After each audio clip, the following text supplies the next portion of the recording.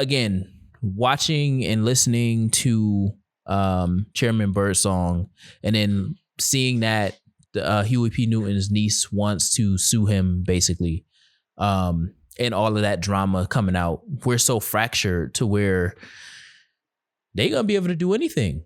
That's why ICE is doing what it is they want to do. And I seen another thing on the internet around their in a sense hurting us. They're staying on border. They're staying at border in border states to keep us in the country and away from Canada. Volume 2. This is our show. Introspective Insight. Introspective Insight. Peace, love, and all that good stuff. I am King Dev. That is Magic Gretzky. And this is Introspective Insight, the Black Wall Street podcast. And shout out to my cousin, King Ocean. If y'all don't know, when you hear the intro, he's doing the background vocals of my vocals. And he had to work a lot on that just to get it to where it is there. So he was able to mix and master. Well, I'm going to say mix and master because that's what he do, but he ain't really mix and master it. He just, put it together. He actually said, can we redo it because it sounded so bad the first time? But, it is what it is. You know what I'm saying? I be having a vision and I couldn't find the original instrumental that I used for Introspective Insight. It was a cool little jazz riff. I like jazz riffs. So that was the more hip hop version of a jazz riff that I found. But shout out to King Ocean. He do all my music stuff. And, at some point, you and him got to come together, Magic. I remember you sent me a couple of his songs. And his EP. His last EP. His last EP. Mm-hmm. Yeah, y'all got to come together at some point. Matter of fact, next show, we're going to have them on. I don't know what we're going to talk about, but that's an easy little text, and he on the show. So just so y'all can formally his Introspective Insight. Yeah. His Introspective Insight. Have he been on the show? There's actually two people that we need to get on the show. One, my sister that's in Japan. That's going to be a crazy, we're going to have to figure out it'll be around later around this time. Yeah, the timing, because you hibernating in the wintertime. And she is. No, I've been outside. Oh, you've been outside. I mean, you did. Yeah, you went to a few events lately. Mm-hmm. So, but yeah, it's daylight saving, so she's 14 hours ahead of us now. So, we just gotta figure out that timing because she's never been on the show, but she is the creator of the cover art. She did both versions of the cover art. And she helped create the name. Well, yeah, she helped create the name. So I was texting her one day, and I was like, "Yo, it's crazy because you've never been on the show, but you are the foundation of the show, founding mother, the founding mother, of the show." Yes, what we see when you look up Introspective Insight, the Black Wall Street podcast, is her. She did that. So yeah, we gotta make sure we get her on the show, and we gotta make sure that we get, because she also do music in Japan. It's different out there. If you go out there, what kind of music? You go out there, you a superstar. She do a little bit of rap and singing, more on the rap side. You never told me this. Yeah, but it's it's so weird because if you are, I didn't even tell the world that she actually has on Apple Music. There's a Christmas song. It was she was signed. The industry is different over there. So you're signed. I've been over here. Yeah, you're signed, but you don't make money. It's a whole bunch of it's different than us because they're not in a capitalistic system. So you don't have to prove proof of concept before you get signed. You can get signed and then they tell you what to do in order to get proof of concept type thing. So, and being American over in any other country for the most part is a commodity and it's pop culture. So doing all of that stuff, we're all musically inclined and we're all artistic. So she went over there. She ended up getting signed to some management company, and she did a few songs with a group. She doing her thing over there. And then she also in the media stuff. So she edit and stuff as well. So But yeah, we got to get her on the show, and we got to get King Ocean on the show. Just to come and chop it up with us. Come on. Hey, bring them on. You never told me your sister did music. You know I've been to Japan a few times now. Yeah. We're gonna have to go out there because it's just after the pandemic. This summer. After the pandemic, man, them prices hiked so high.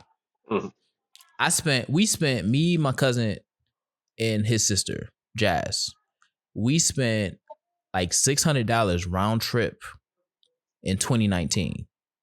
You're not finding those prices now.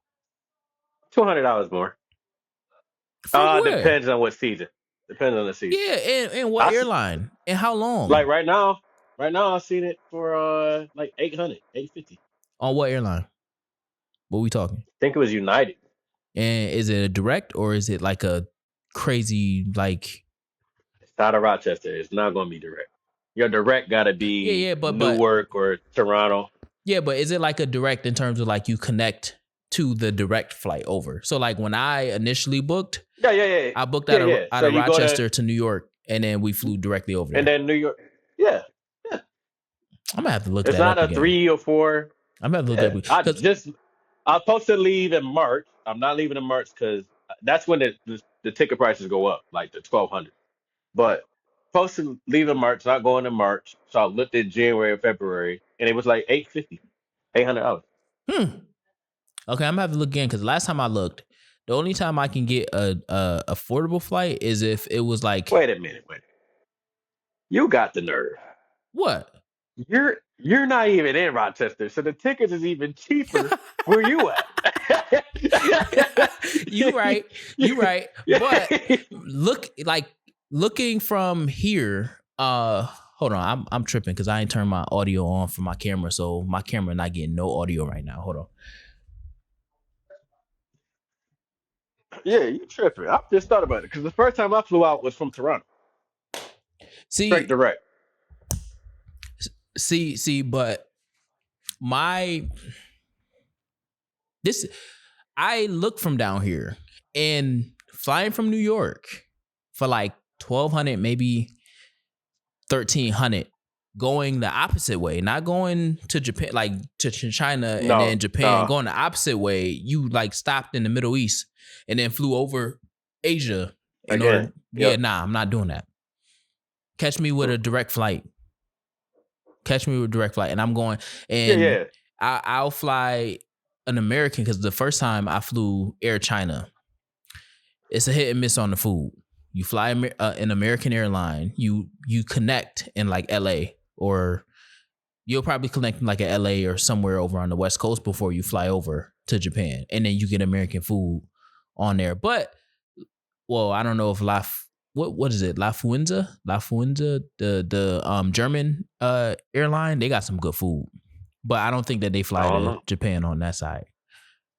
Anyways, only been to Japan, Air Canada, and United Airlines. That's it. Wow. Yeah, no, I did Air China when I went. Air Canada was great. Food good? It was great. Great. Okay. I'm gonna have to look at that. Because she got me a right now. She got me a Luffy. She got me a Luffy One Piece Joy Boy thing, and she was like, "So you wanna either come and get it, or you want me to send it?" I'm like, "Well, if I come and get it, it's gonna be a while before I get that." So yeah, but yeah, we gotta get them both on the show. Which it'll be some logistics for my sister, but King Ocean, we can have him on the show as soon as next week. But before that, let's get into the word of the show and the quote of the show. So the word of the show, we don't got nothing crazy. Normally I try to find some words that people don't know, but I think in the current time that we're in, and this is releasing literally next week. So the current time that we're in, I think it's good that we say the word of the show is revolution. And there was so many different definitions for revolution, like overthrowing the government and the Marxism version of revolution. And then you have like the revolution as in orbits around the sun. And I'm not talking about none of that. It was one definition of revolution that I was like, yeah, that's what I'm talking about. And that is a dramatic and wide-ranging change in the way something works or is organized or in people's ideas about it. That is the definition of revolution in the way in which we are framing it on the show today. And then the quote of the show is, it's not really a one sentence quote. It is actually a series of quotes from my boy Gil. Hold on, wait, because I don't want to butcher his name.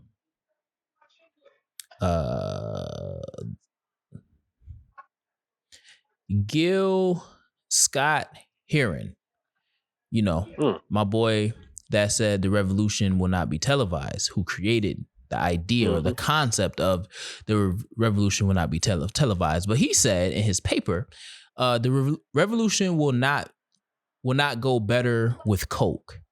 The revolution will not fight the germs that cause bad breath. The revolution will put you in the driver's seat. The revolution will not be televised. I'm sorry. I said it wrong. The revolution will not be televised. Will not be televised. Will not be televised. The revolution will be rerun, brothers. The revolution will be no rerun, brothers. The revolution will be live. And I chose that. That's by Gil Scott Heron. I chose that in the sense of we're in this like interesting time of revolution, if you will. And we're in this time in need of revolution. And for those of you who don't know, the revolution will not be televised doesn't mean that there's not cameras out there when revolution, the overthrowing of government definition revolution is happening.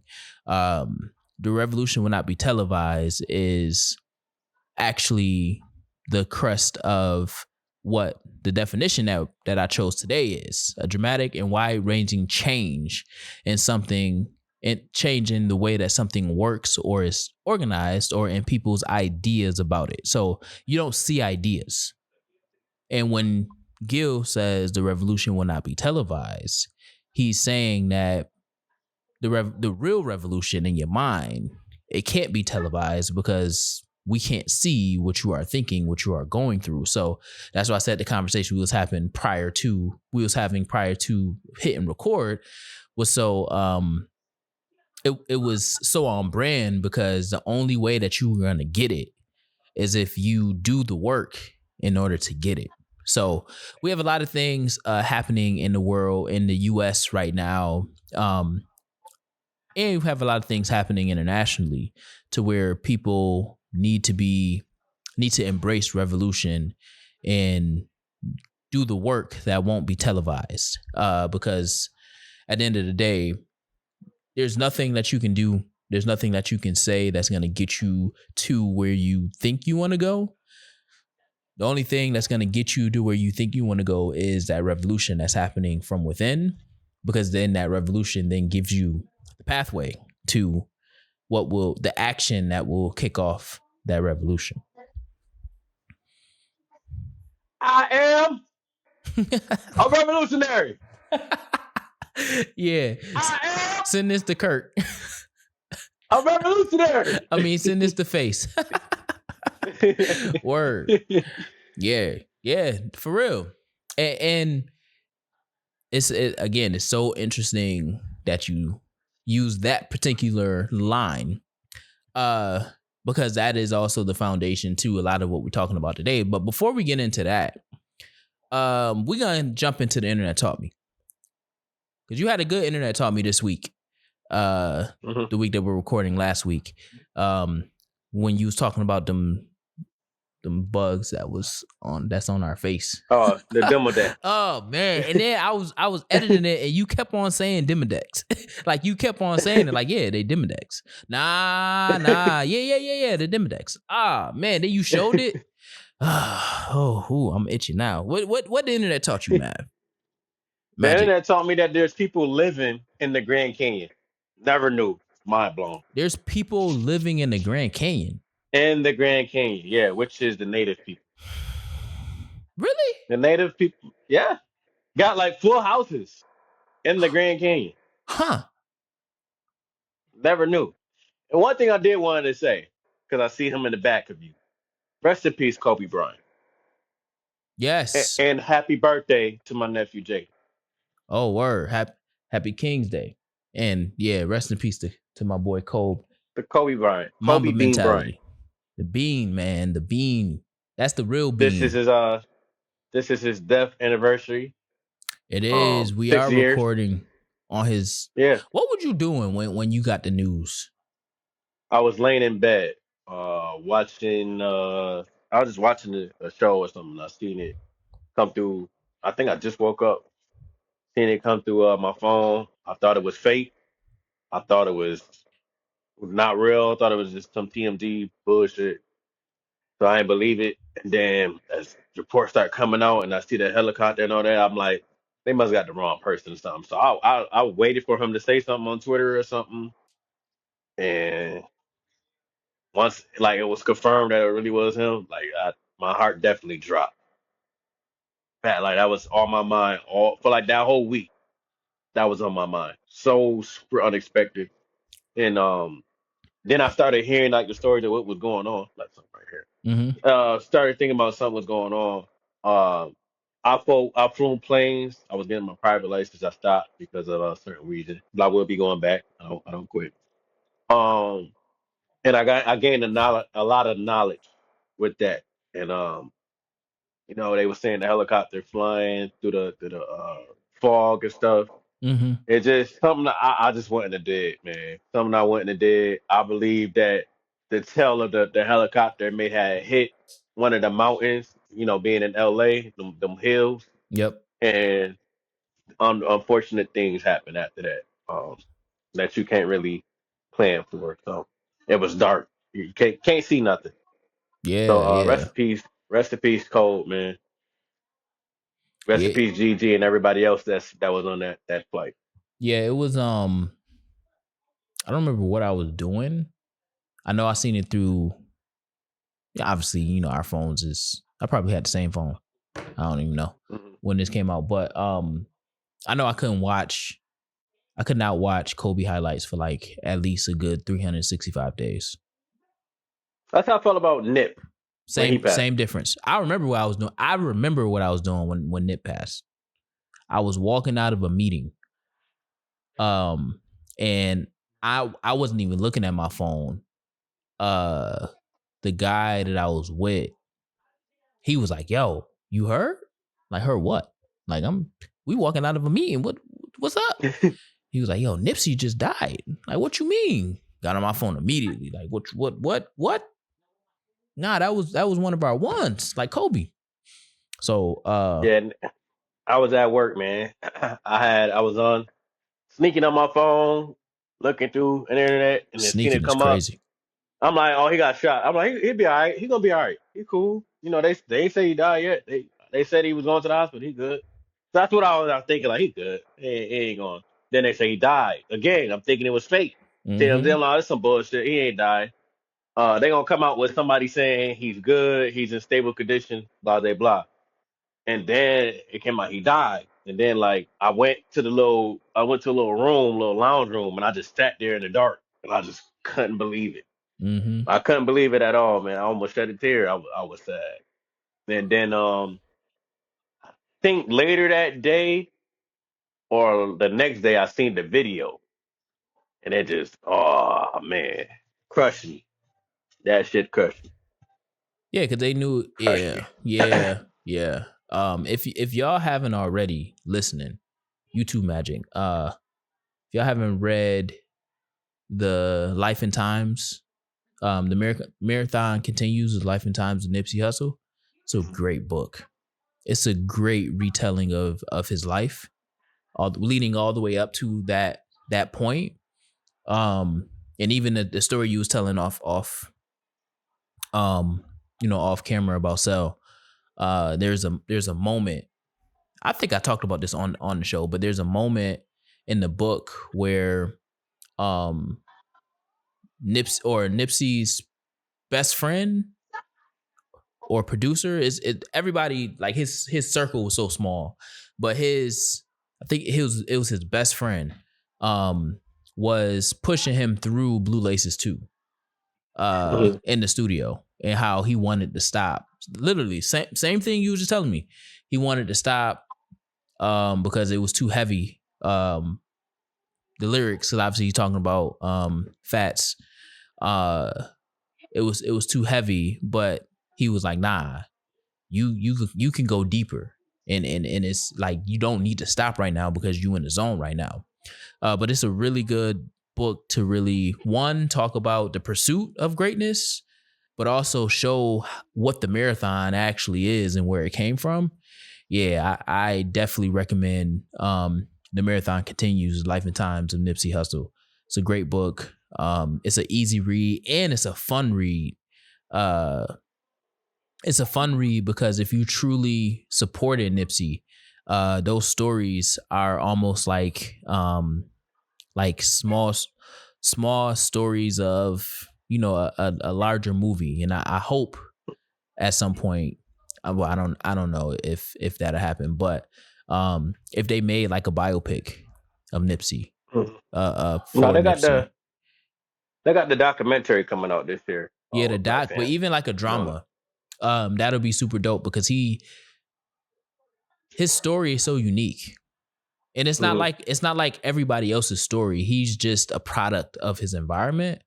He didn't want to be a generational gangbanger. It was just that was the only thing that he could do. His brother wasn't. Right. And before we go back to the segment of what the internet taught me, understand that Black Sam, what was it, 250,000 that was buried, or over 100,000 that was buried. That is all off of DVDs. He was selling DVDs and CDs. Yep. That's all that's off of. Come on, man. Come on. That's that thinking and that hustle right there. That hustle is insane. That hustle. That's insane. Before he went to jail, he buried all that money. That's insane, man. That's inspiring. So again, man, rest in peace, Kobe, Bean Bryant, and everybody else that was on that flight. Rest in peace, Gigi, as well. Word. But what the internet taught you? Oh man. So the internet taught me, it's a lot that the internet taught me over the last couple of the last like week or so. But what I'm choosing to tell the world today is the internet taught me that Huey P. Newton's niece is calling out the new Black Panther Party for misrepresenting the original Black Panther Party. And she's giving cease and desist energy versus education energy. And what I mean by that is she is more focused on ending this new resurgence of the Black Panther Party versus trying to meet them in the middle on making sure that what they are calling the new Black Panther Party aligns with what Dr. Huey P. Newton and Bobby Seale originally created in the 1960s. That's what the internet taught me. How you feel about that? Oh, man.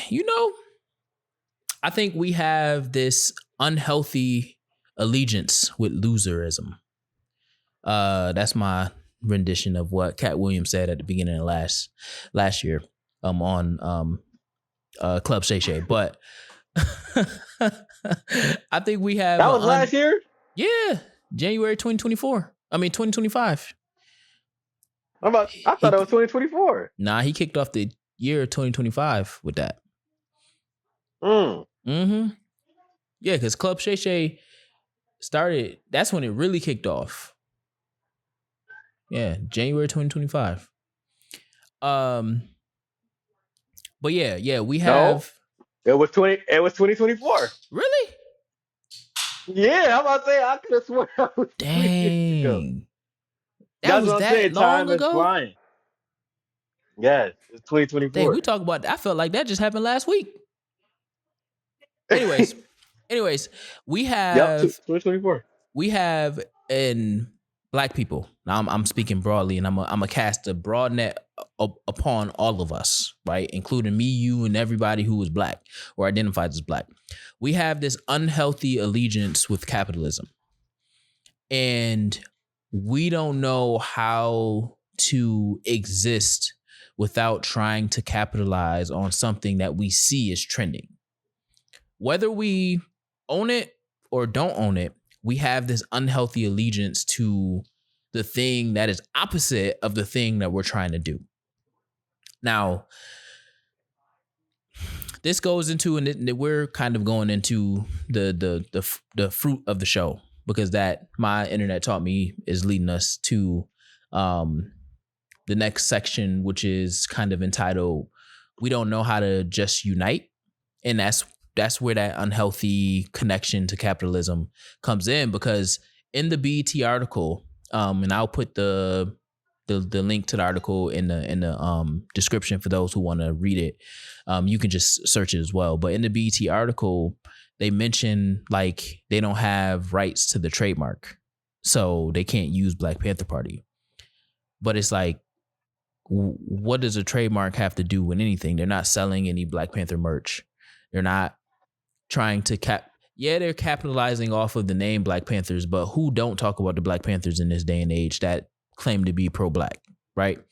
And then secondly, why would we, and especially in this time where ICE is running rampant, killing people, deporting people, why would we stop something that could potentially save people? Because we're saying that you're misrepresenting what the Black Panthers truly was, and you don't have the rights to the trademark. Like that to me, that's misaligned. Like that is not aligned with Huey P. Newton. That's like Huey P. Newton going to Fred Hampton and was like, yo, you don't own the trademark to this, so you can't use our name. Do you think Fred Hampton went to the office of U.S. patents or went to Huey P. Newton house to say, yo, can I use this? Or did he start it? I actually don't know the answer to that. So maybe we should look that up. I don't know, because they had different chapters in Right. different areas that the Black Panthers all knew about. New York City one, the Chicago one. So I Correct. don't know. I think they all was entwined with each other. And my thing to that though, right? My thing to that is that was to an end, right? Because the Black people don't know that there was a Black Panther Party in New York City, primarily because the Young Lords ruled organizing in New York City. It wasn't yes, the Black Panther Party was there, but the Young Lords were the ones, like they were the ones in the city because of the truly diverse nature of the city. They were the ones, and they were the ones that were actually organizing the most and the most frequently because of their connectedness to the multi generational and the multi ethnic groups of New York City.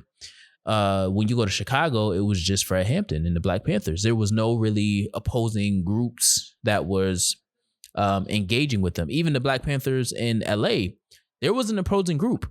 Matter of fact, Dr. Karinga, who created Kwanzaa, was a part of their rival group. They was beefing. They was trying to kill each other because they wanted, which this is a tale of different times, but it's the same tale. They wanted credit for saving Black people. So they would do anything to undermine what other groups were doing to say that your group was the group to actually save Black people. I have a problem with that because we need, why not unite instead of trying to figure out what's not working on the other group and then tearing them down? And I feel like that's what um, Huey P. Newton niece is doing. And from what I read, it said that uh Huey P. Black Panther name, the trademark for the Black Panther name expired years ago, and only Huey's widow, Frederica Newton, might have a shot in her probate battle, meaning she might have a shot in reclaiming the Black Panther name.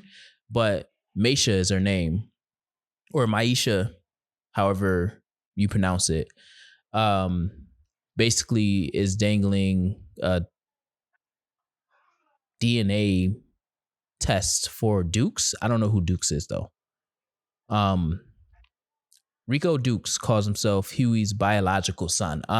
So it seems as if there is some messiness going on with the modernized bloodline of Huey P. Newton. And there's a lot of fighting for in the name of ego, I think. I'm about to say, would you say the estate? I wouldn't even say I wouldn't even say the estate, because if the trademark expired, it's two things. The trademark expired, so any potential money being made off the Black Panthers is not being made. But then the second part is the Black Panthers, by way of Huey P. Newton and Bobby Seale, was never made to make money. It was always made to be a party of self-defense of the people. So they gave out more mutual aid than they ever received, which again is why I'm not understanding why niece is going about it in this way, talking about trademarks and you can't do this and you can't do that. Whereas all she can do, if she sided with them, there's more money making potential. I'm just gonna put that out there. Money making potential than it is if you're trying to go against them. To which I went on Chairman what's his name?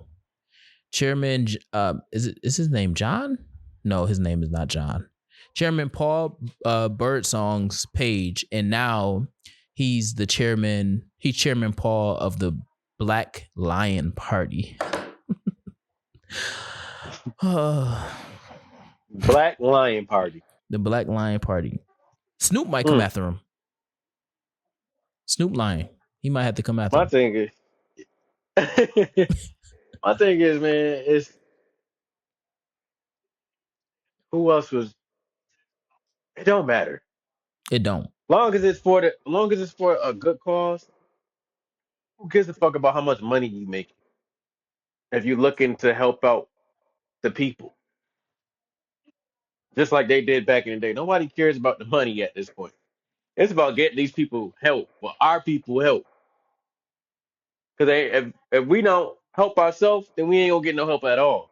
That's we a don't fact. care for ourselves, we ain't gonna care. Nobody gonna care for us. So who cares?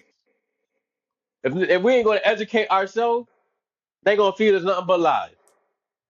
So who cares? And that's the thing that Black Panthers are doing: educating, uh, aiding with school, food, health, a lot of things. Who cares? Everybody not looking to make a dollar. Mm-hmm. Some people are looking to lend a hand. Who cares?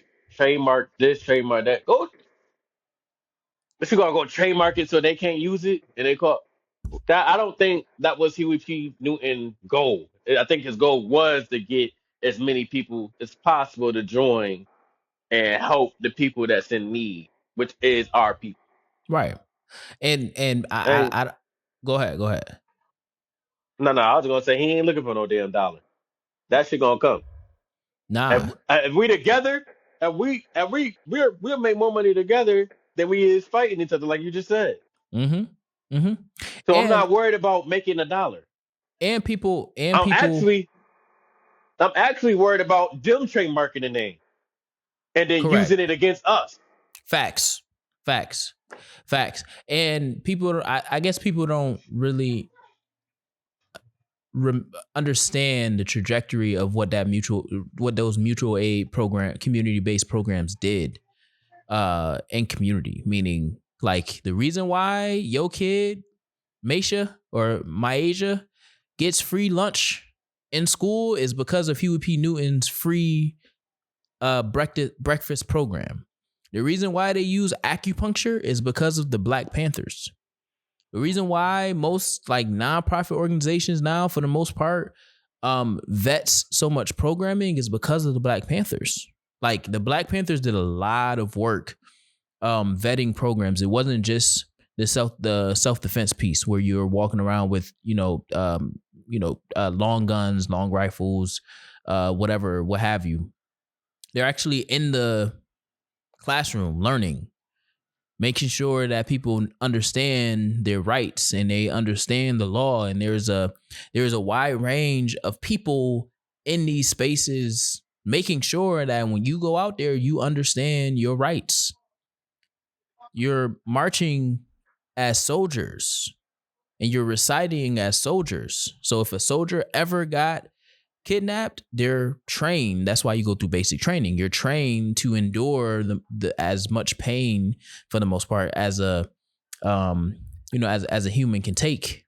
Obviously, as much as they can simulate it. That's why they tase you and all these different crazy things, a gas chamber and all of that stuff, right?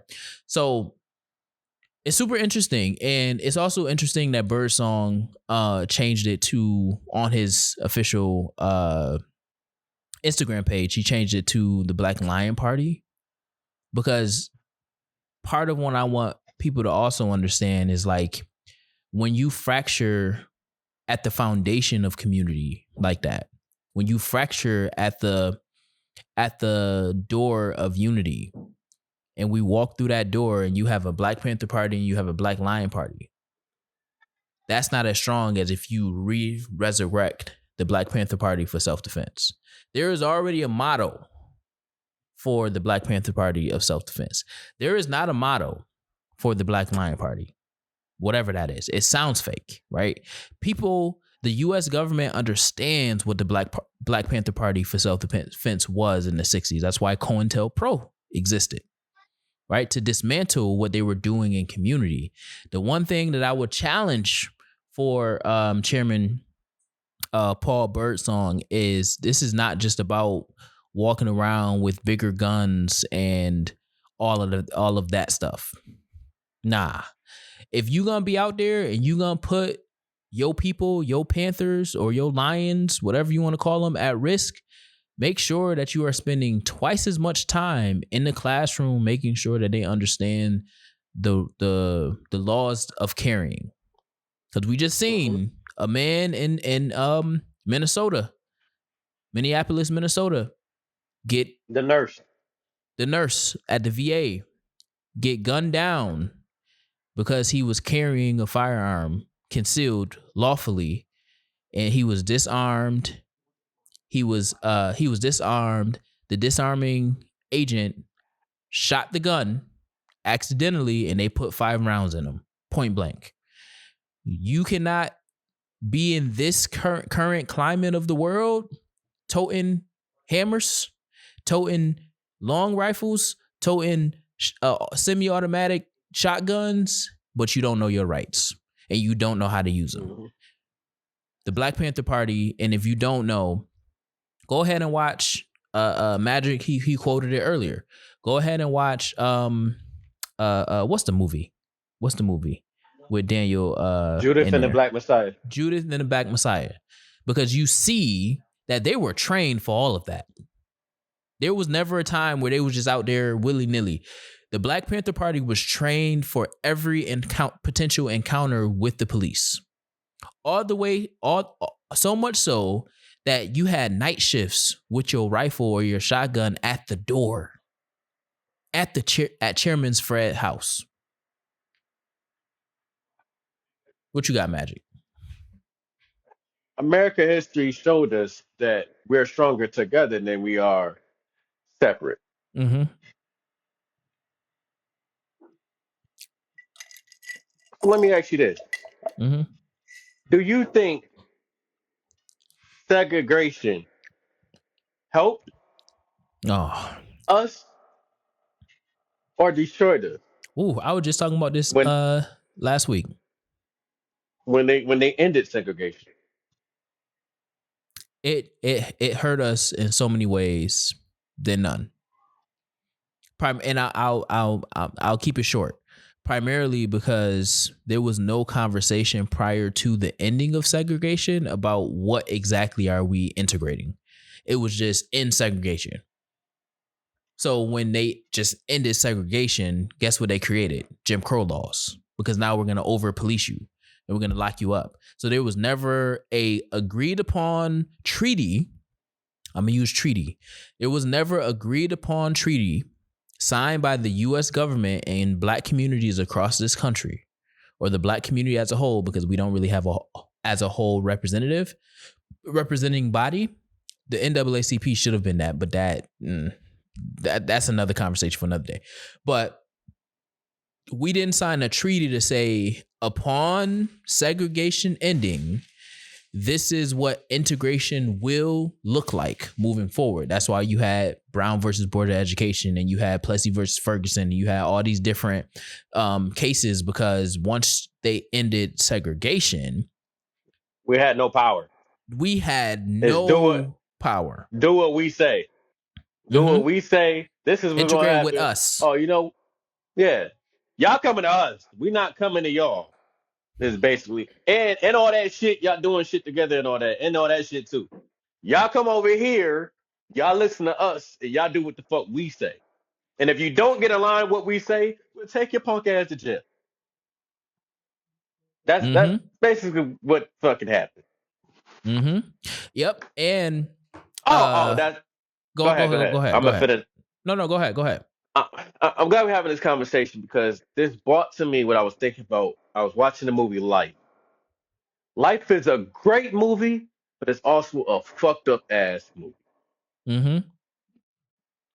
Because they went to jail. And I believe this is what? When did segregation end? Oh, had to end what? Wow. I'll give you the If exact. Martin Luther King died in 1968, 67, 68, segregation ended a couple years or a year after. That means, wow. Mid 1960s. Technically. Mid 19. Yep. Technically, racial segregation ended during the near the 70s, right? We're talking about so I would say like 65. The Civil Rights Act was of 64, but yeah, depending on where and when, is how it kind of rolls out slowly. Just like slavery. Yep. So I would say the earliest is the start of desegregation was 54 when Brown versus Board of Education happened. And then the next 10 years later was the Civil Rights Act. And then 65 was the Voting Rights Act. And then 68 was the Fair Housing Act. So I would say, let's just round it up to 70. I'm about to say, because they still had white only water.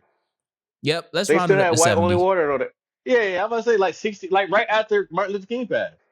Yeah, because just because we have the Civil Rights Act signed into law, you still had like practices that happened. So let's round it up to 70 because it still took 2 years before you desegregate housing, like fair housing. You know what I'm saying? So like we rounded up to 70. Now, you get things, you start to get things out of an integrated system, and you get opportunity. So, the 70s, what happened, hip hop, and then you got industry, so small things, but you start to see things kind of go into a more integrated system. But I mean, in a decade, in 10 years, you went from being segregated to hip hop being created.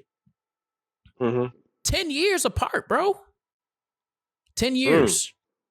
That is crazy. I never even thought to, because it was a little bit under 10 years, because it was 73. So 9 years.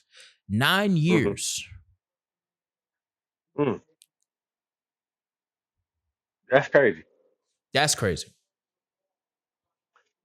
point I was making was life is a fucked up ass movie. Good movie, but a fucked up ass movie because they went to jail for something that they didn't do. That they didn't do. Yep. That they didn't do. And um the person that was at the jail was black. The line with the shotgun, Mm-hmm. Yeah. Yeah. Yeah. the gun line, Yep. and he was like, if they all just worked together, they could have got the fuck up out of here. Facts. They could have got 100%. they could have got the fuck up out of here. But it's just 100%. that movie was fucked up, man. That's a fucked up ass sad movie, man. They spent majority of their life in a prison for something that they didn't do. Couldn't fight it.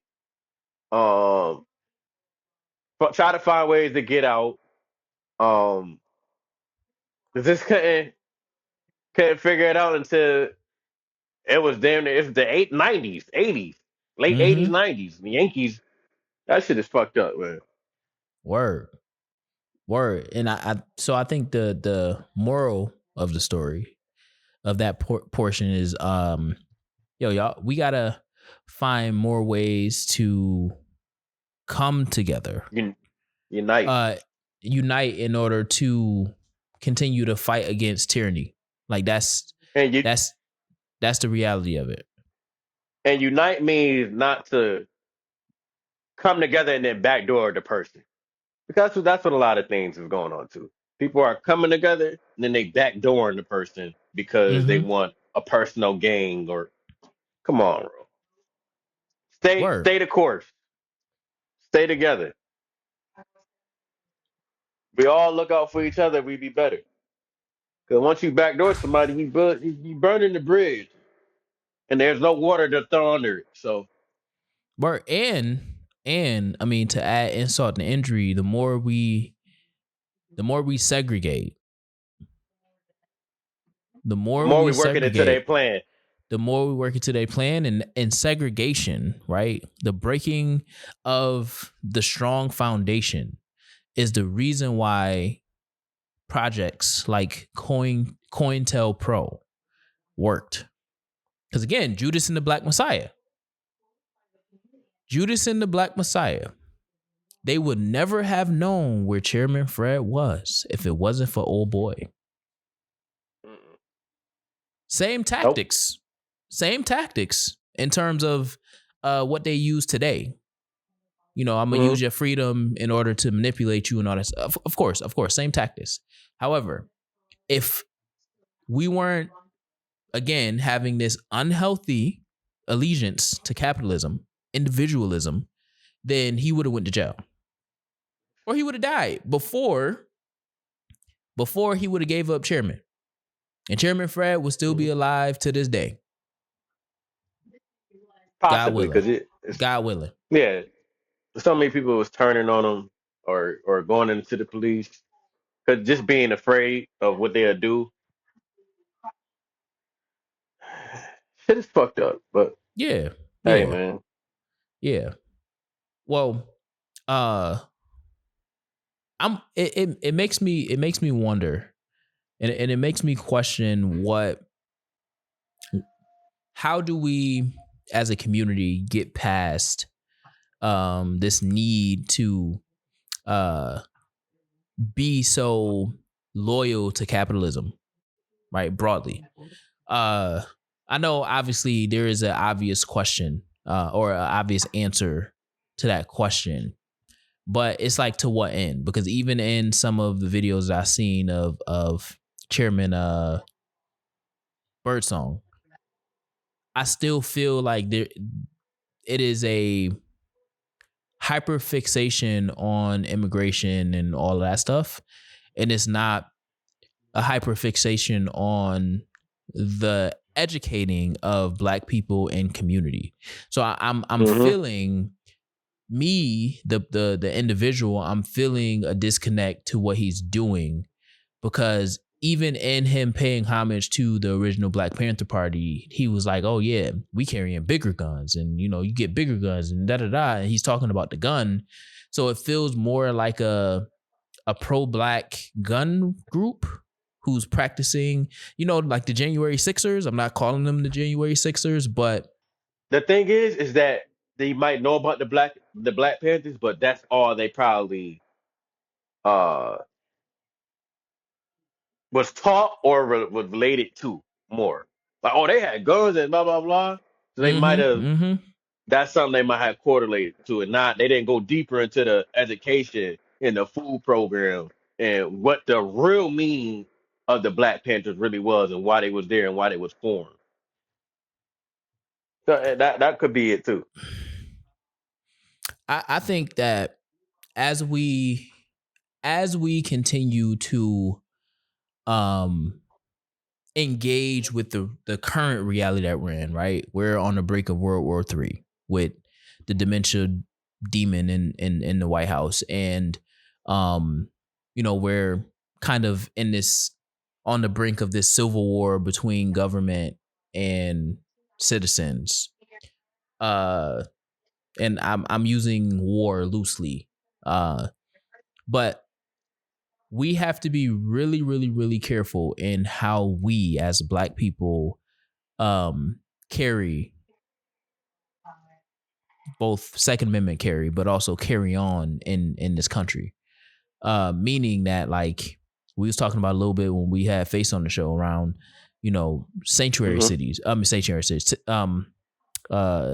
safe locations, where you can't take your gun, even as a lawful citizen.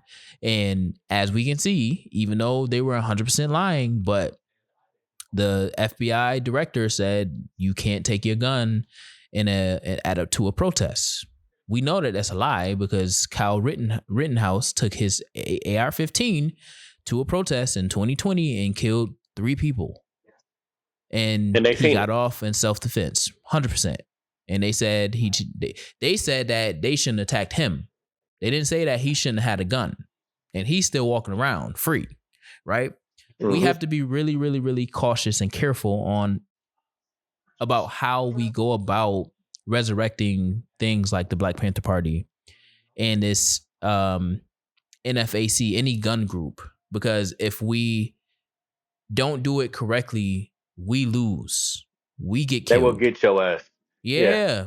And I know that I also see a lot of people saying that the I see a lot of people saying or showing that clip from ants. Yeah, ants, where the grasshopper was I like, seen that. if one rise, they all rise, and it's they got us outnumbered 1 to 100. Yeah, that's cool or whatever. That's cool or whatever. But they got buttons that do things. They got buttons that do things. And you don't want them buttons to be pushed. And you want to make sure, again, going back to what I said about the Black Panther Party, you want to make sure that you are trained to counteract. 2 Hmm. books. Well, two it's a whole bunch of things, but a book also that I would recommend to people, The Spook That Sat by the Door. Sure. It is a fictional story about a Black man from community that goes to enlist in the CIA to learn their ways, and he brought it back to community. That is a real thing. He learns from them and he brings it back to equip us in community. If that is not the goal, then we have to understand what it is that we're trying to do, and we have to be really, really clear, because the other piece is you don't want to put a brother or a sister who got a felony in harm's way because they want to be a part of the Panthers or your militia group, because there are also laws that they will use to infiltrate. We got to learn from the past. We can't just do things because we feel like it's right. So yeah, I definitely wanted to say that, because that, again, watching and listening to Chairman Birdsong, and then seeing that Huey P. Newton's niece wants to sue him, basically, and all of that drama coming out, we're so fractured to where they gonna be able to do anything. That's why ICE is doing what it is they want to do. And I seen another thing on the internet around their in a sense hurting us. They're staying at border in border states to keep us in the country and away from Canada and away from Mexico. I don't know what, I only seen like one video of that, but yo, just this, if you don't know your rights at any other time, this is the time to know your rights and understand what it is you got to do and really think twice about if you want to take your legal, I'm not saying illegal, I'm not talking to y'all because y'all gonna do it anyway. But if you want to take your legal firearm into the fight, just Be be careful. cautious. Yeah, be cautious because it only They take will one get time. you. Yeah, it only take one time, and it's in 4K now. It's in 4K. You don't want to be that martyr that don't get anything done. You They don't want will to be get that. you. So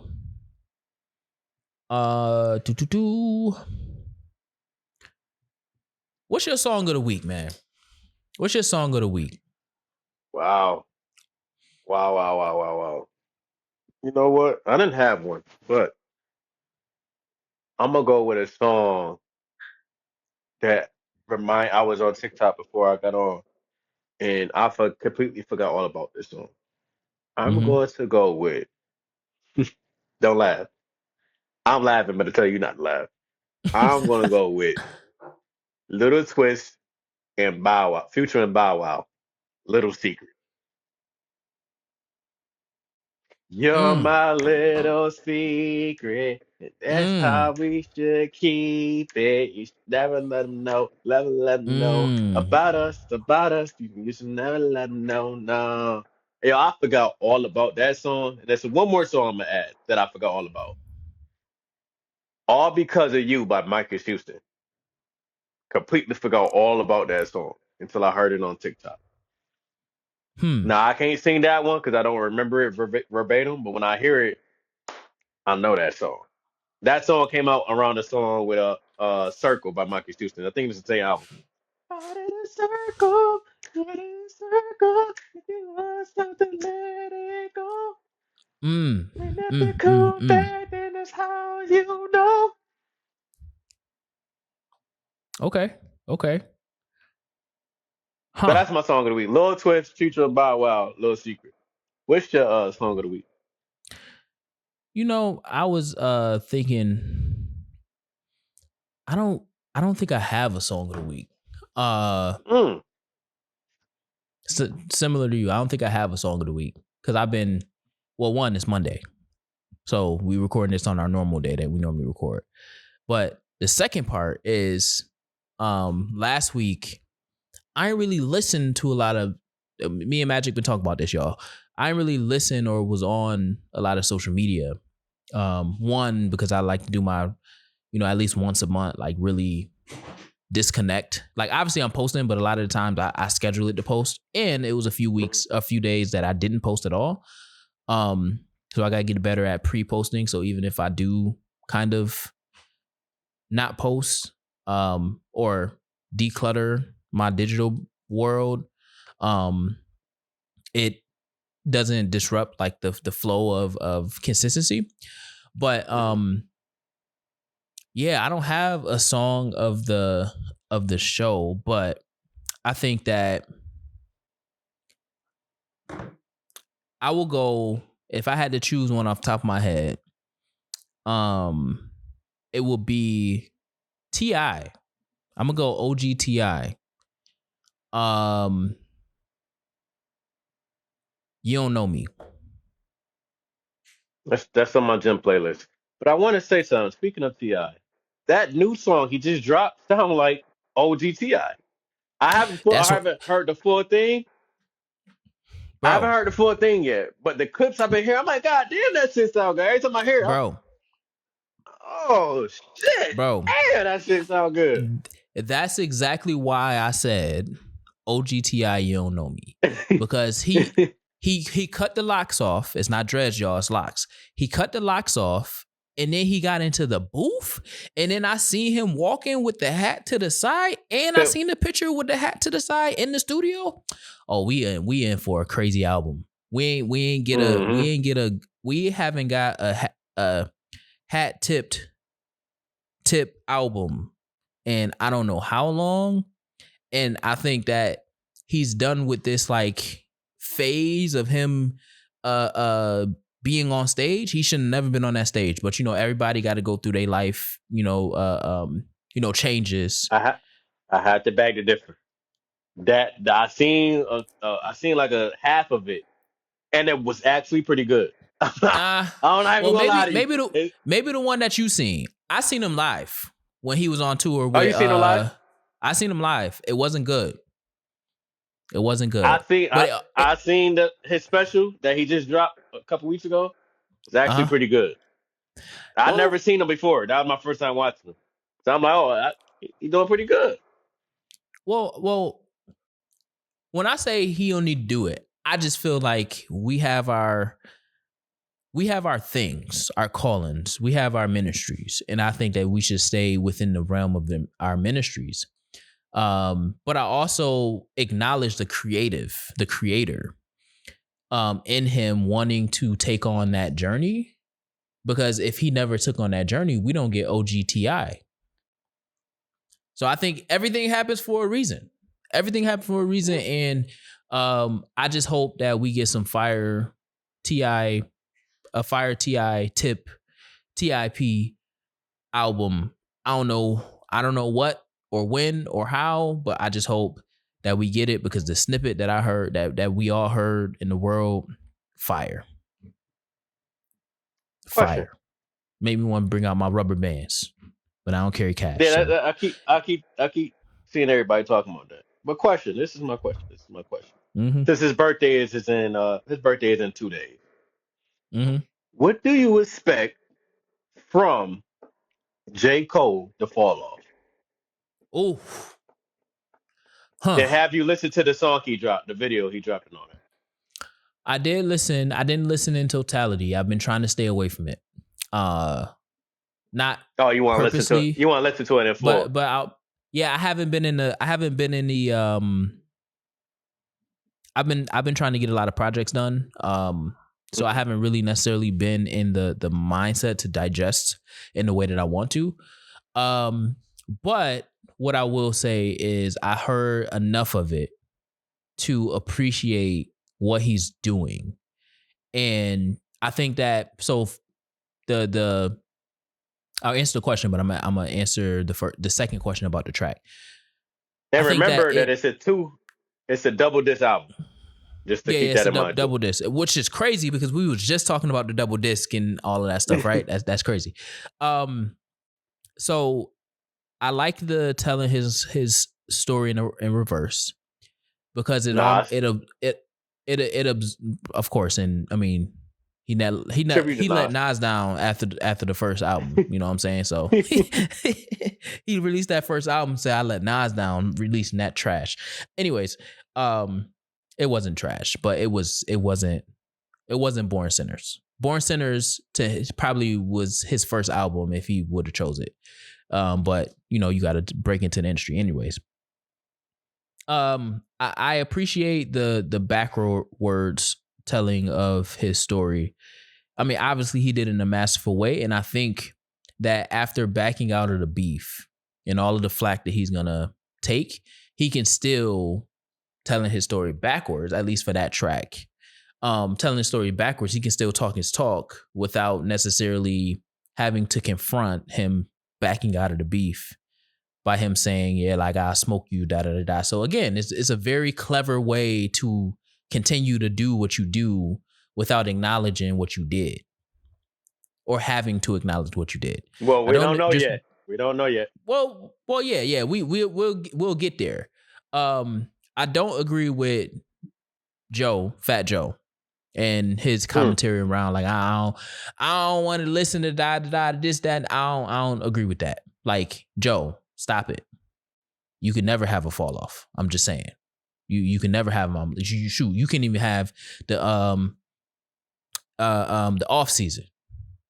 You couldn't even have a KOD. I can keep on going. You got some good music, Joe. I don't know. Come on, I let don't me have my know. moment. Let me have my moment. Let me have my moment. I'm gonna say Joe got I some gotta good push albums. it. I gotta push it. I Uh, gotta push it a little bit. But overall, one. Okay, so with the fall off, I expect him. I don't have an expectation for him broadly, but I have an expectation for him to come out spitting. Um, what I don't hope, and what I hope he doesn't do, is release a second disc like he did on the 10th anniversary of 2014 Forest Hill Drive. That second part of the um anniversary tape that he released was trash. Like, it was bad. And then the other part is, I hope that he doesn't go into this like Drake lane that we got snippets of on Might Delete Later, where he's doing more of this like singing melodic thing, because that's not what J. Cole does. I think that he can dabble into it, because one of them, I think the second one was pretty good, but it was like, it's throwing off the way that you create your art. And I can tell that you spent a lot of time with Drake, and you got a lot of input, or you played certain things for Drake or whatever. I could just tell. It could not be that way, but that's just me, because I listen to Cole, and that's one of my favorite rappers. And so with the double disc, I hope that he's spitting through and through. I hope this too, or the way that he got it constructed, I hope that this too also provides like a alternative and alter ego, or something similar to like how we got Kill Edward or something like that. Like, I hope it's really creative in how he kind of completes the 2-disc saga, if you will. And then the last thing I'll say is Mr. Morale and the Big Steppers was a 2-disc mastermind, and he said that was trash. I'm gonna throw that. I'm gonna throw that out there. What you I got? mean, when him saying that, to be honest, I'm gonna be pretty transparent. I never really listened to that. This I heard I heard the little couple seconds of him saying that, and all I heard was Jay Z, the takeover. That's literally the same thing Jay Z was doing with the takeover. So Mm-hmm. Mm-hmm. again, you could tell he didn't really want to do it. You could hear it in the energy. So I don't think he really believed what the hell he was saying anyway. He was just rapping and re-rapping. But I expect just rap, man. I expect um people hate this album, but I actually like it. For Your Eyes Only. I expect a Yo, little bit of that. love that album. I ex- Love that album. yeah, I expect a little bit of that. I expect a little bit of 2014 Hill Drive. I don't expect no Born Center.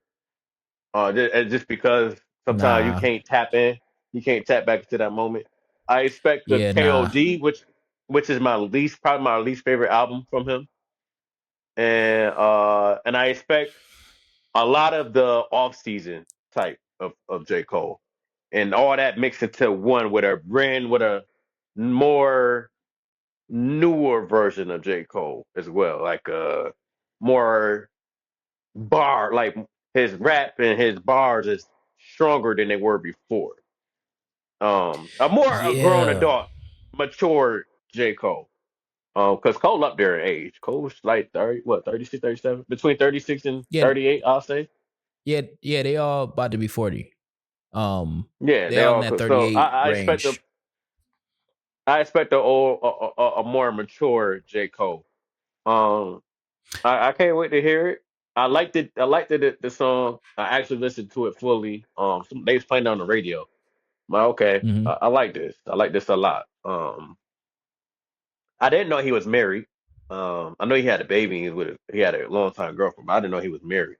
Or unless I'm just forgetting that he said it in the album before or something.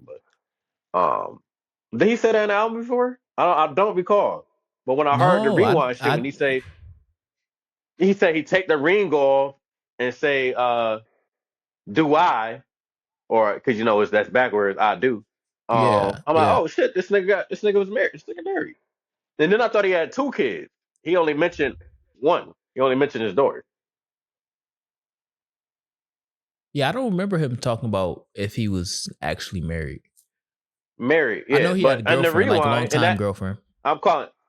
Yeah, I keep calling this shit the rewind because of Nas. But and the diss track two, this two track two, he says he's married. So Hmm. yeah, I expect that. I expect Also, a real good album. yeah, I also wonder if he's gonna keep that same like track one, track two, or if that's just like similar to how he did like Promo, the two promo. tracks, the Lion King, the Lion King single, and then the other single, Lion King, and it was something else before he released the off season. It was those two Yeah, songs. it's promo. Don't want to tell you the Yeah, name of it nah, yet. I'm definitely gonna listen though, because like I said, I said it on, I think I said it on Facebook. I was like, yo, man, y'all don't ruin the off season. I mean, not off season, the fall off, because we've been waiting for this for like 3 years. We've been listening to him barring up everybody for like the last 3 years. Like 10 years.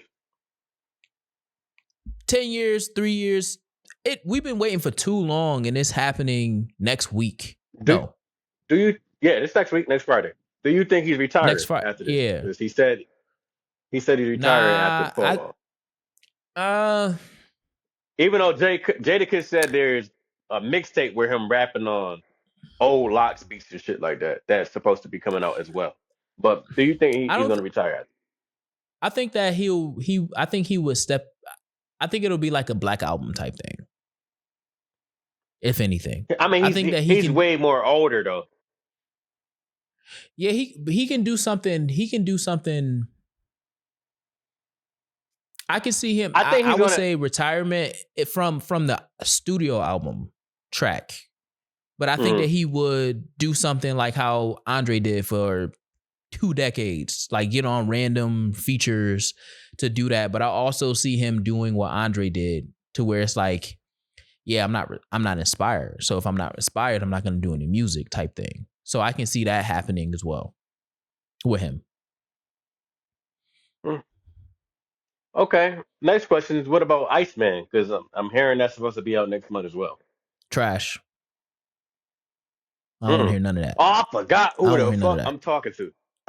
I don't I want to hear none of forgot that. who I'm talking Now, to. yeah, I don't even know why you asked that. Trash. I don't want to hear. Now, I will say, he got, I will give him 5 tracks. Five That's it. tracks. One But of I his need him to 20 songs. bar up those 5 tracks. Because I gave Hmm. Views 5 tracks. By track 5, I turn Views off. So I'm gonna always I give you think a Juice is shot. best album. Nah, I know. That's why we don't see eye to eye when it comes I, to I actually was listening to that the the other day. Certified Lover Boy. Can't stand the album.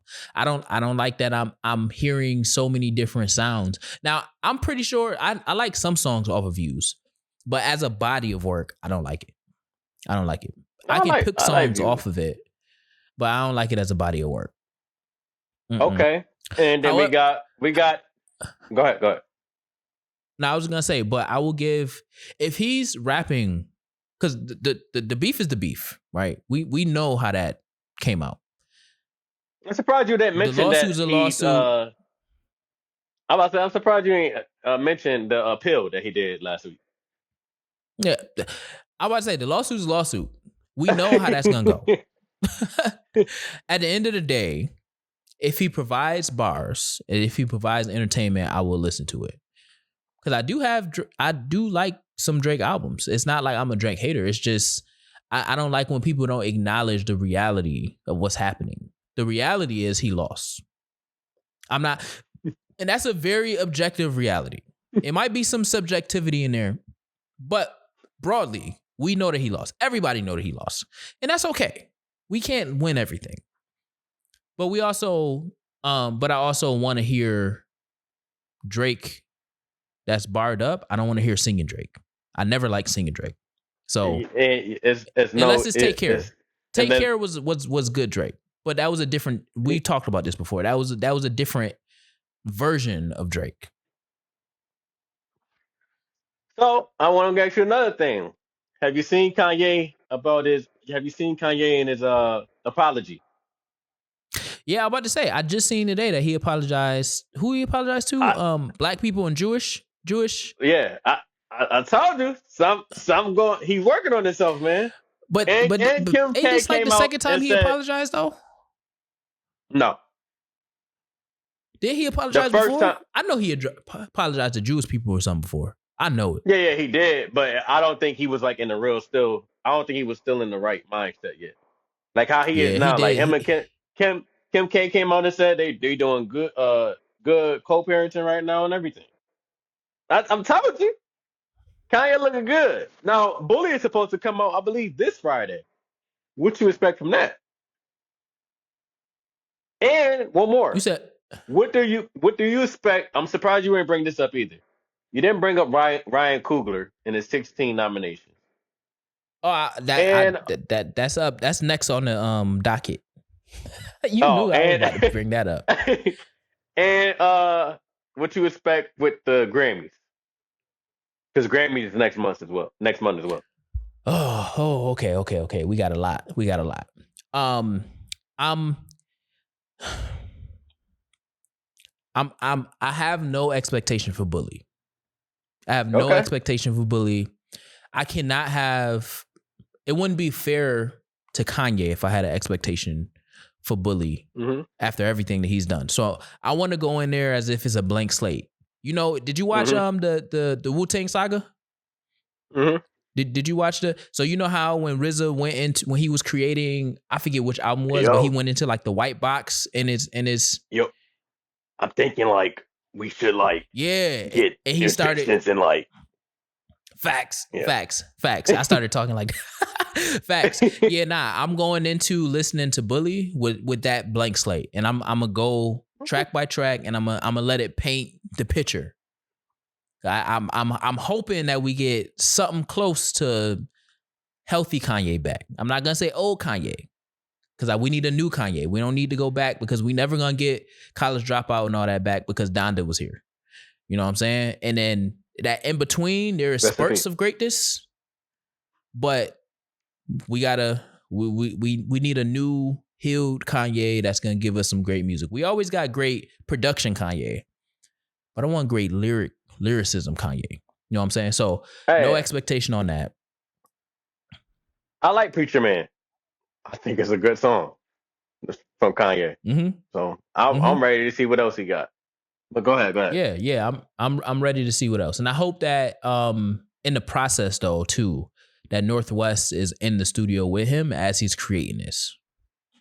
She makes some I good think that'll beats. be I'm dope. not gonna lie. Yeah. I'm not I gonna think lie. that'll be She dope. make It for her to be that young, she come on. making some good ass beats.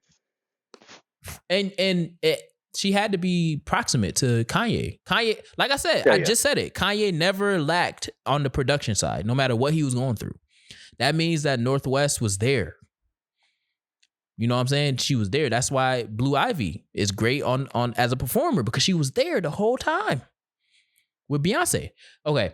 So what was the second one? Okay, Grammys and then Oscars. I'm gonna go Grammys first. Grammys. I have to look at the nominations again. So next week we'll go through that as we're building up. We'll do our like official predictions and stuff. And maybe we'll make some marketing stuff over there and see like who comes out with the most wins.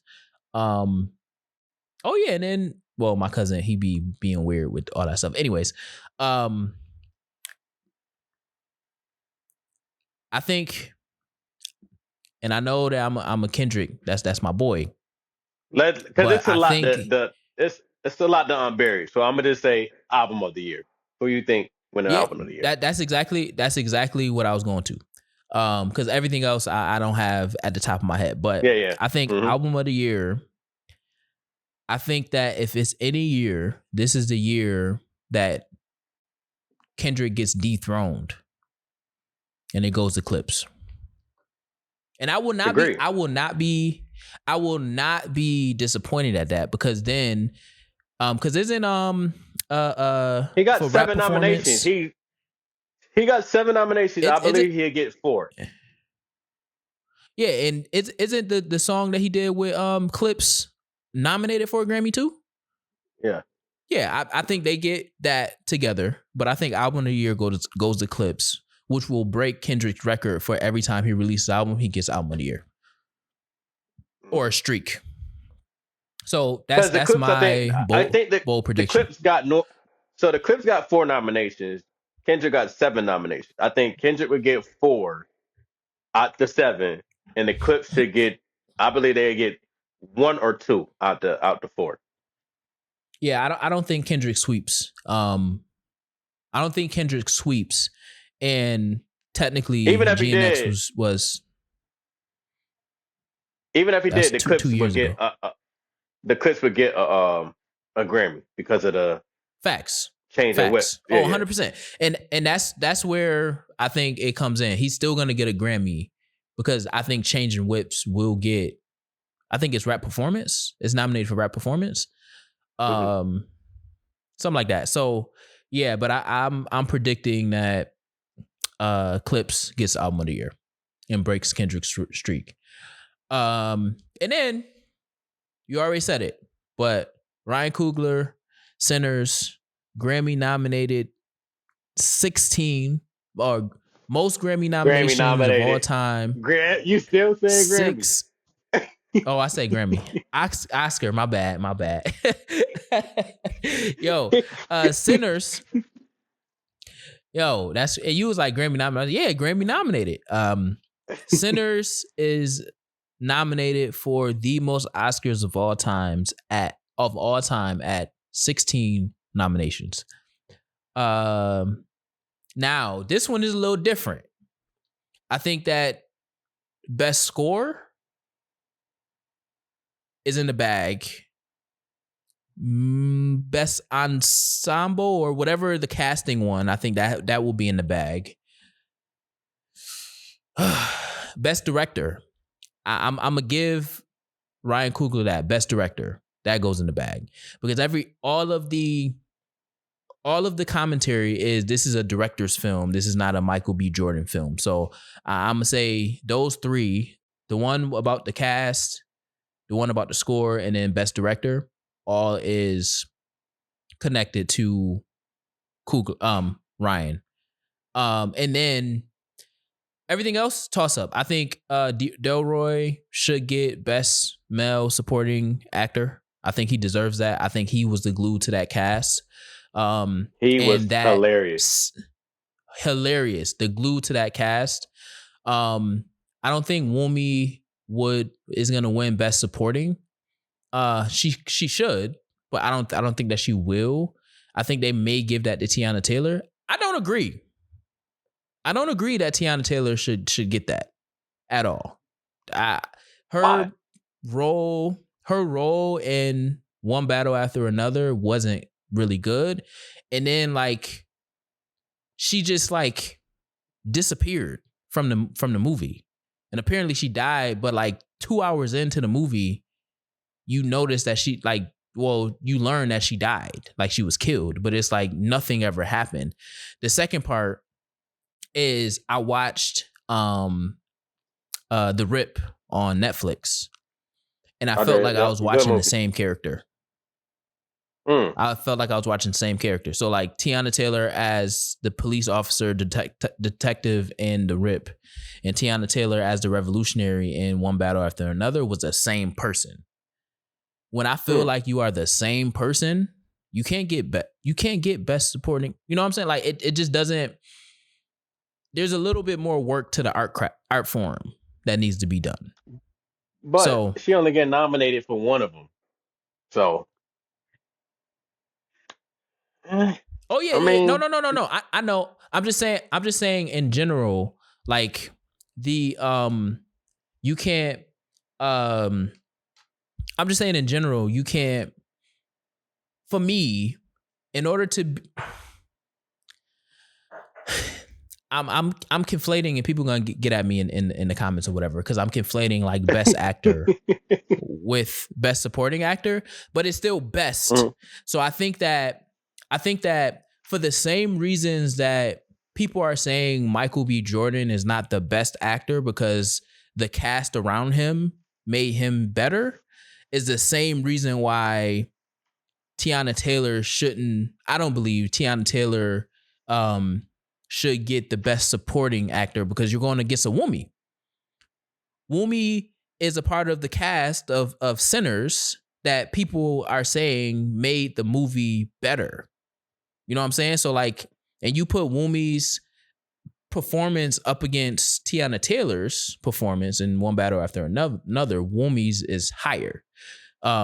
So in the competition, I'm saying that Tiana Taylor's performance wasn't as gripping as her counterparts in those categories. So, but yeah, I hope he sweep, but obviously we know that they're not gonna let that man sweep. So at bare I give him minimum, 6. best actor. I give him 6 or 7. Ooh, that's even pushing it. I'm giving them 3. Out of the 16. Yeah, I give him 6 or 7 out of the 16. Out of 16, I'm giving them 3. I don't want to have my hopes up. I want to be excited, overly excited. You know what I'm saying? I'll give him 3, and Marty Supreme better not win nothing. That movie is trash. That movie is trash. The 9 nominations that they got, trash. At most, Marty Supreme should have been nominated 2 times, not 9 times. One battle after another, outside of Tiana Taylor's performance, which it wasn't bad, but it also wasn't the best. I don't like the story of one battle after another. It was mad weird. Did you see the movie? I ain't see Watch it on the Fire Stick. You know what I'm talking about. It's a good copy. Wait on there. Nah, they turned my shit off. We're gonna have to talk off air, but they turned my shit off. Who? All right, we'll talk about that later. Yeah. Yeah, we'll talk about that later. If so, I got something for you. Yeah. They turned my shit off. I even updated it. It was still off. Yeah, nah, I got you on that one. But yeah, Marty Supreme shouldn't have got nominated. Marty Supreme was trash. It's a mediocre performance by Timothy Chalamet, which I said on a different on a different show, but I'm saying it again. Mm-hmm. And for 9 nominations, it shouldn't get anything. They got nominated for best wardrobe. Trash. Wardrobe was trash. Like Marty Supreme and Avatar Fire and Water or Fire and Wind, whatever the new Avatar was, got nominated for the best wardrobe. And it's like, how an animated show got nominated for best wardrobe? It's animated. It's fake. They wearing black things with the little thing to see the face on it. How you? Yeah. So that's that. And then the biggest, because this comes out next week. So the biggest, New England Patriots, Super Bowl. They're gonna be Super Bowl champions. I understand your Dallas Cowboys are sitting at home watching the New England Patriots, but I just want to say, as a Patriots lifer, Pats Nation, we will win the Super Bowl in the honor. Never mind. I'm not even gonna say that. Because it's gonna jinx us. We're gonna win the Super Bowl, and when we record the next show after that, I'm not gonna have a Super Bowl. I'm not gonna have a jersey on, whatever. But I'm going to be, saying that we're back on top, the AFC, for at least another 365 days. I got the Seahawks. Of course you do. They coming for Nobody revenge. wants to. They coming for revenge from 2014, whatever year that was, when Marshawn Lynch should have ran the football in. Yeah. He should have ran the ball in, and it should have been game over. That was a Pete Carroll thing, but that's also why Pete Carroll. Y'all was having a tough time. Y'all was having a tough time with Denver and this backup quarterback. And actually, Denver should have won that game. They had numerous opportunities to win that game, but they fucked up. But they didn't. And they did it. They fucked up. They should have kicked the fucking field goal. Don't know why. That was stupid. But I don't think that. I don't see that happening. When he almost intercepted the ball, and he went on in the fourth. One of the plays. Yeah. It It was it was Yep. 4-1 or 4-2. Yeah, they should have kicked Yeah, the field he goal. threw That the was ball. dumb as Yep. hell. Yep. Yeah. I don't see that happening with the Seahawks. That's just my prediction. I don't have a horse in this fight. I'm just here for the halftime show and the food. So if you got a Super Bowl party, invite me so I can come eat and I can leave. And when I leave, it will be an Irish leave, and when I be saying goodbye, I will just be getting up and leave. That is funny. So Well, contact me on Instagram at magicgretzky.com at Magic Gretzky and invite me over. I bring a bottle of wine.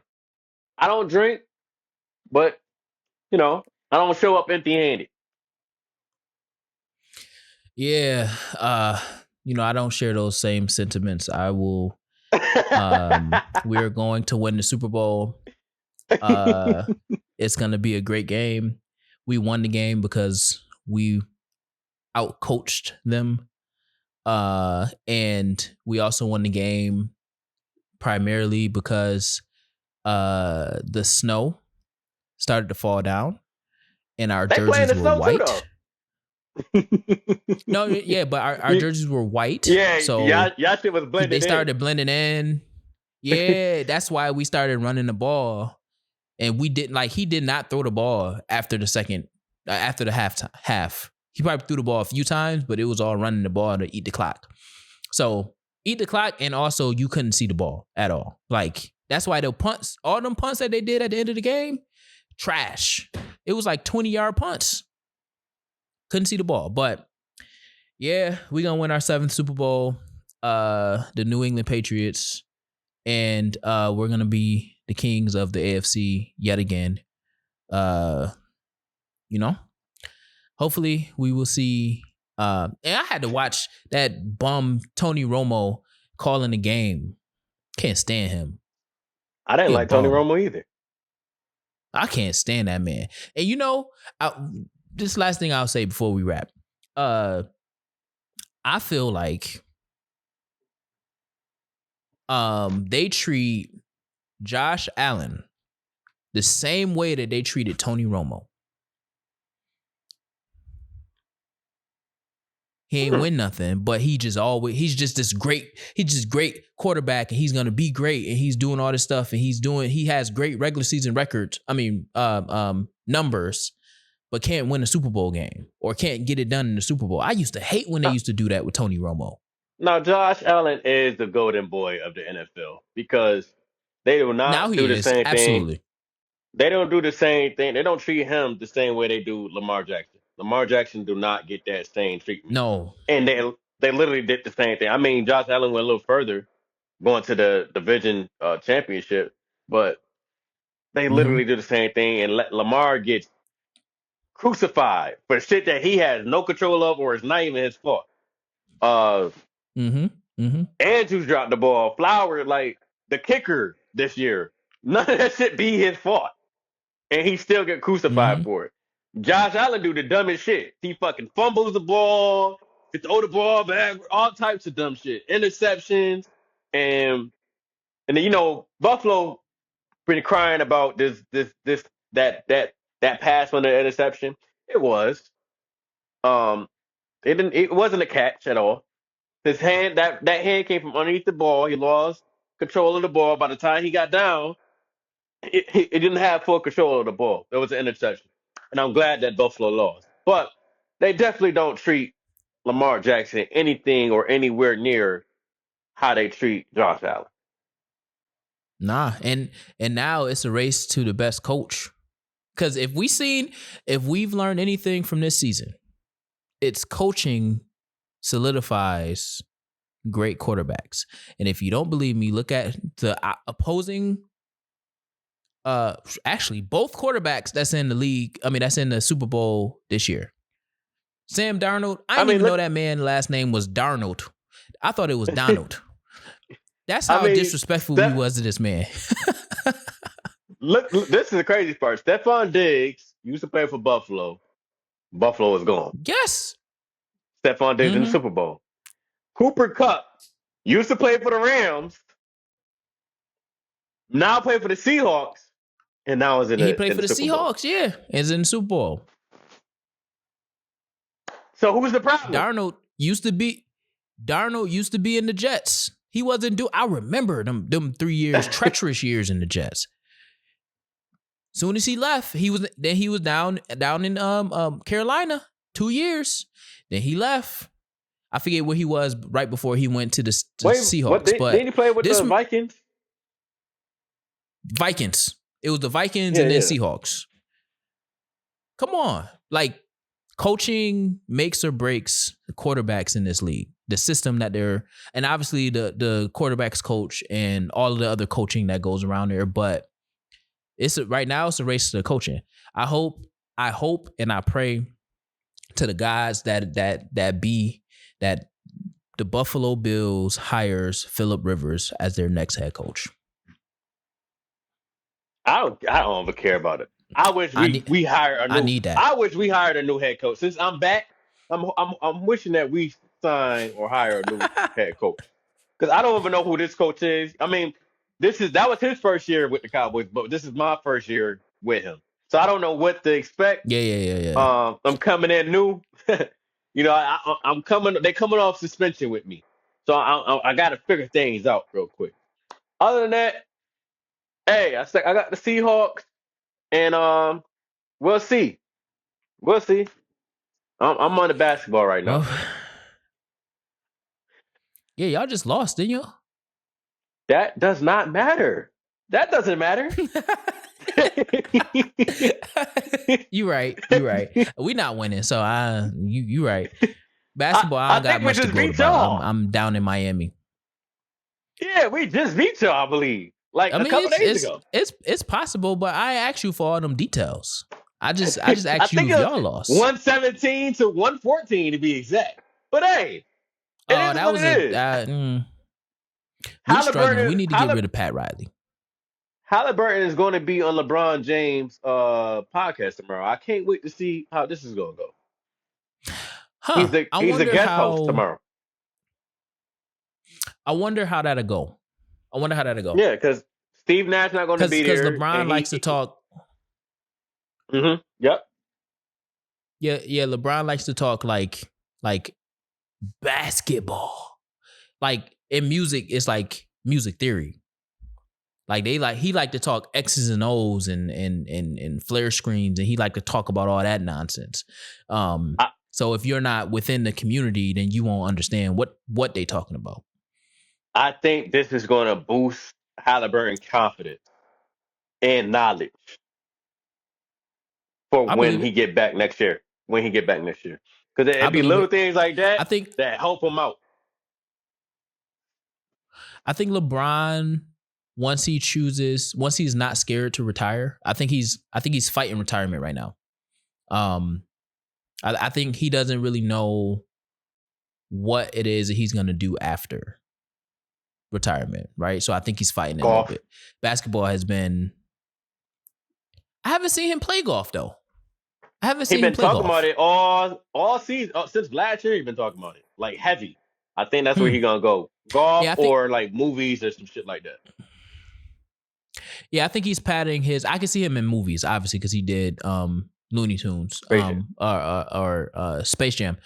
But I think LeBron will be one of the great basketball minds in his retirement, similar to what Kobe was doing. And I wouldn't be surprised if he gets the same or a similar segment or show on ESPN2 that Kobe had when he retired. And I'm ready for that LeBron. I'm tired of seeing LeBron on the court. Like I'm not rushing him off, but I want to see the next version of LeBron, because going back to my nerdy, this is the work that I do. I need boys to see that there is something beyond the game. I'm tired of seeing LeBron on the court. Get up out of here. Yeah, I'm tired of seeing LeBron on the court. I love it, but I'm tired of seeing that man on the court. Like, wrap this up, brother. We know this coming. Like, wrap it up. And again, that goes to our unhealthy allegiance to capitalism. He did 2 retirement announcements to make money. Wrap this up, brother. Wrap this up. It's time to go. And that's not even the instant replay. Get up out of here. Let Bronny have his Bronny. own career. I got Word. nothing to say. Go Indy. Word. All right. Well, go Heat Nation. Even y'all, Pat Riley, get up out of here, man. Get up out of here. Well, it's been a great episode. I hope y'all thoroughly enjoyed it as we have. Y'all already know. I'm King Dev. That's Magic. Bring another set of ears for next week's show, because this is Introspective Insight, the Black Wall Street podcast, and we out. See you soon. Come back next week. Introspective Insight. Introspective Insight.